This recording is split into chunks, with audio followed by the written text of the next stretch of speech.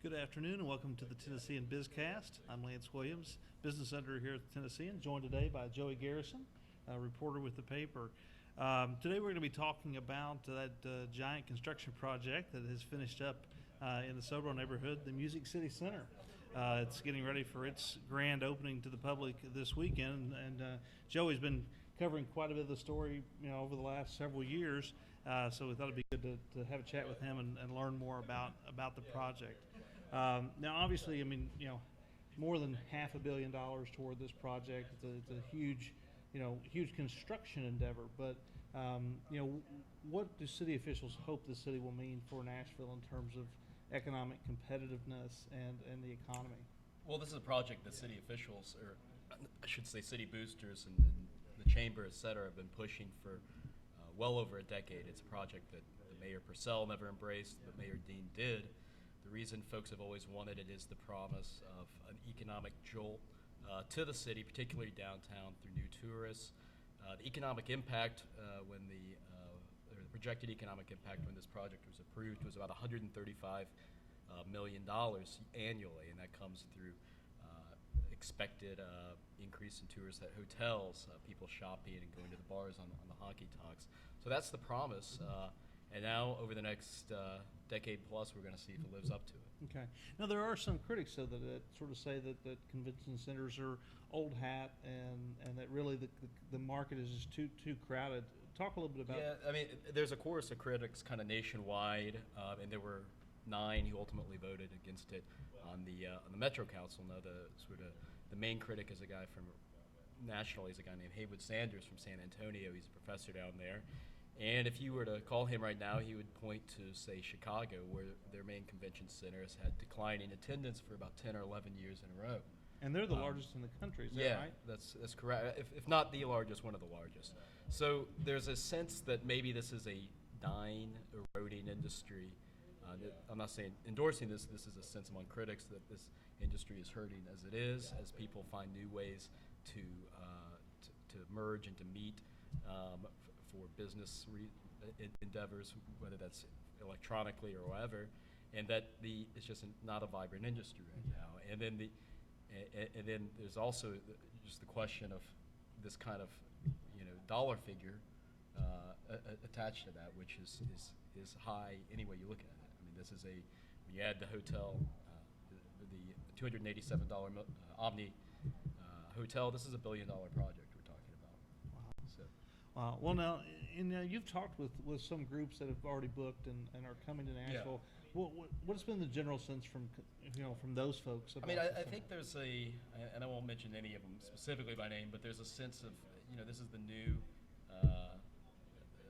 it's going to be the newest facility, and it's going to be the newest facility for quite a while. So I think, whether I talked to one group that was literally flipping through one of the trade magazines a year ago, and they saw an advertisement for Music City Center, and they said, "Hey, we'll go there."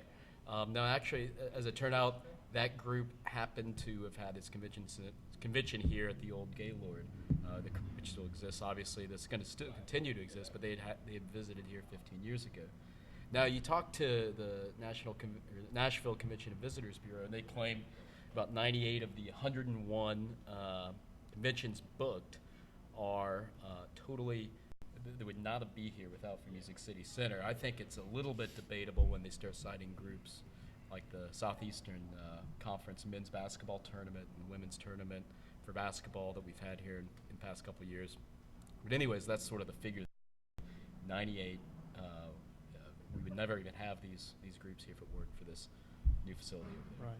Now, and I know that it's early. It's just they're just cutting ribbons and stuff this weekend. But is it too early to get a sense of kind of how things are going? Are they meeting benchmarks? Are they meeting their goals? I tend to think it's a little bit too early. Now, there's a lot of different events that facility is going to have. There'll be banquets and there'll be weddings and that kind of thing. We don't really care about that for the sake of evaluating how the convention center is going to do it. What we care about are the conventions and trade shows. Like the NRA. Exactly. And we care about those because those bring hotel room nights.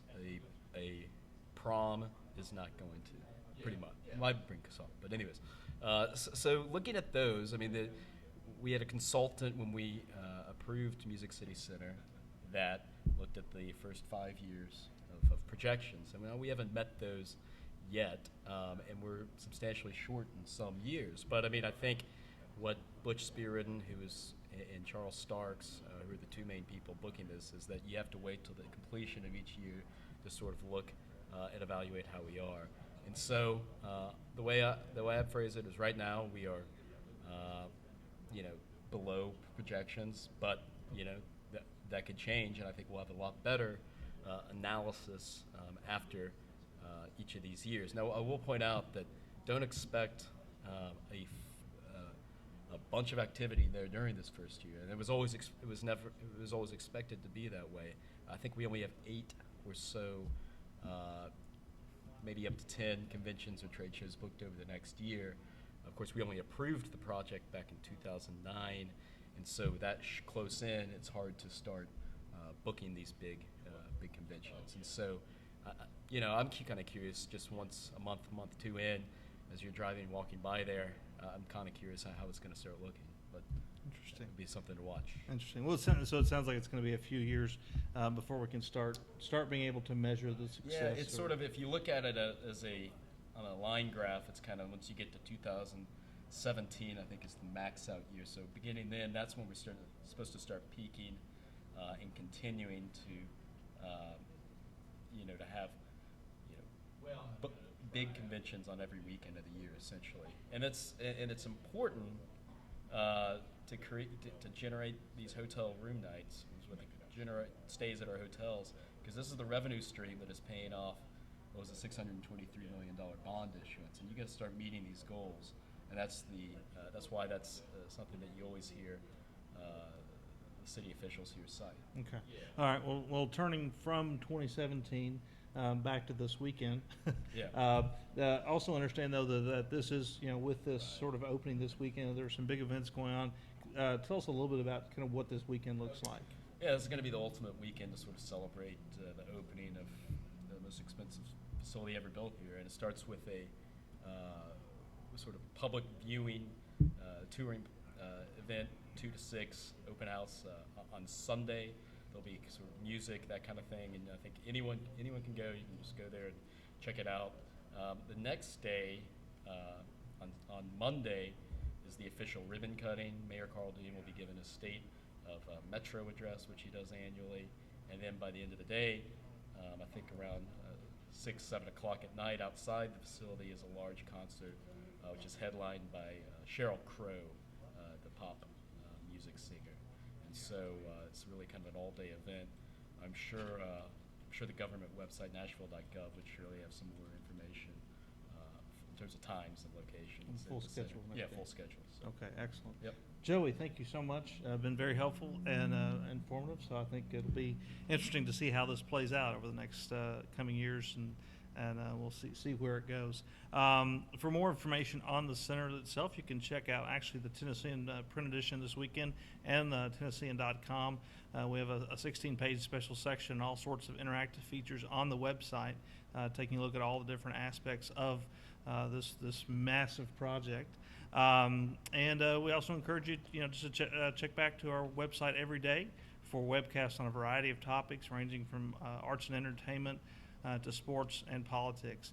We thank you again for joining us, and hope you have a great afternoon.